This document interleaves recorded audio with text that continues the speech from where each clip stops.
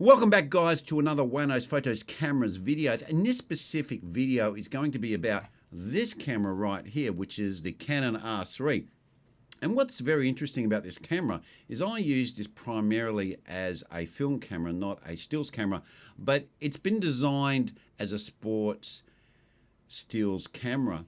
Now, I just did a video where I used this camera and I had to use it at a high ISO. I had a situation where the lights were not really strong enough to get the image that I wanted, because I've only got portable lightweight lights because I normally shoot weddings and I like to keep my kit light. And when you're not using soft boxes and so forth, those type of lights are perfect. But once you start to put modifiers on them, it cuts the light a lot, and I couldn't get the light as close to the subject as I would have liked. So therefore, I had to crank the ISO. And I was using extremely high ISOs on this camera, which are around about 10,000, some cases more. And the image came out remarkably well. Now, I know that there's a lot of talk about the R5, and when you're shooting log, that you can see a lot of noise and people do denoising and so forth like that. Now, I shoot on this camera, and I've used it at all sorts of ISOs, and I've done like heaps of videos with it. I've got two of these things, one that's actually filming us now, and this one in my hand. And the cameras are really fantastic. And the video I'm going to show you, I have put some bloom on it, bloom on it, yep, bloom on it. And I also added some blur to parts of it to give it a sort of an antique filmic look. But in general, when I was editing, I don't see any noise because I shoot in log, and also any other videos I've ever made bringing up the darks or trying to get a bit more out of it, out of the dark parts of the video, never had a problem with bringing up the blacks. So I'm going to roll the video now for us to watch, and then we can have a little bit of a talk about why I believe this camera really outperforms the R5 for film.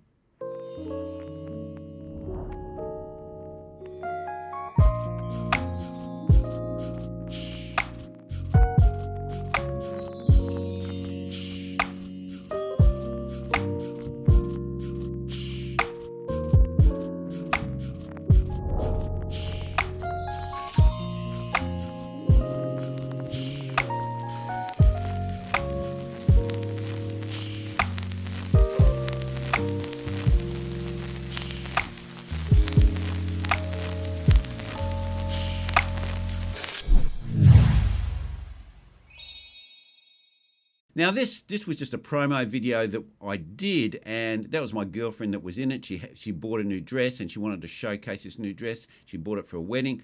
Very spectacular dress with sequins on it. So I wanted to get that effect where you can see the sequins and they're glistening and shining. And I also wanted to use a lot of colors in the video, and I couldn't get those lights as close as I wanted, otherwise I would have been in the image. I wanted them to just be a highlight on her, and I also did use a modified light with a softbox, just a small softbox on it. So I needed to keep that far away so it didn't come into the shot. The first shot I did, which is of her face, I did have the softbox quite close and feathered dramatically where it was just the edge of the softbox coming to her face. So it wasn't even pointing at her, just enough so the back of her is darker and it's just putting a bit of light on her face. So I had to use higher ISOs. Now, with this camera, the reason why I do believe it performs very well, as it's designed as a stills camera, and in that realm it has a very good reputation for dark recovery on the camera. And the sensor is not I think it's 24 megabits. It's not a high pixel sensor. So because of that, I do believe that it has a better dark recovery, even in video, than the R5. And I've heard a lot of people talking about the R5 and the noise that you get when you're shooting log. And I always shoot in log on this camera. So it's C-Log 3, it's exactly the same C-Log. Never had a problem with noise.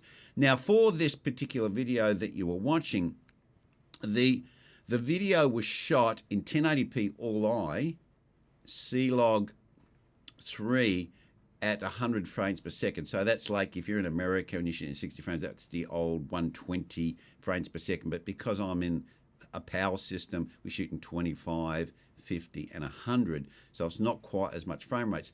But when you're shooting a higher frame rate, if you want to keep the 180-degree rule, then you're going to lose some light because your shutter speed is going to be faster. So that also impacts on the lights you're using to light your subject to get a good exposure in the camera. So that impacted me on this particular shoot as well. So relying on this great camera, it just did the trick for me. Now, the reason why I specifically waited for this R3 to come out when I bought it was because the R6 and the R5 had problems with overheating, and this camera here only overheats when you shoot in 4K 120. In all other frame rates, it never overheats. I've never had it overheat ever, but I primarily shoot in 1080p. And the other benefit you have with the R3 is it can also shoot at 240 frames per second or 200 frames per second in the PAL system. And that image is really good. It's like you probably couldn't tell the difference between 100 frames per second, 100 frames per second and the 200 frames per second.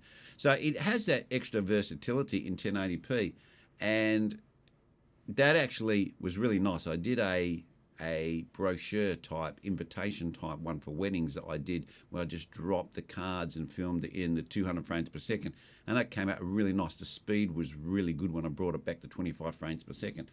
So I know I'm raving about this camera, but for low light performance, when you're shooting a low light performance, you can just crank the ISO like you can on the Sony cameras, 12,000, 10,000 ISO. Image looks great. The native ISO on these is supposed to be 800 and 3200. I shoot at 3200 all the time. I've got it at 3200 now, and you get beautiful images out of this camera.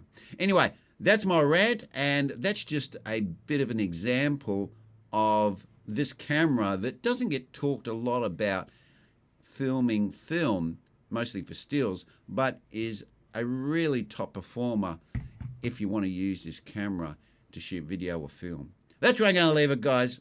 I'm going to see you next vid.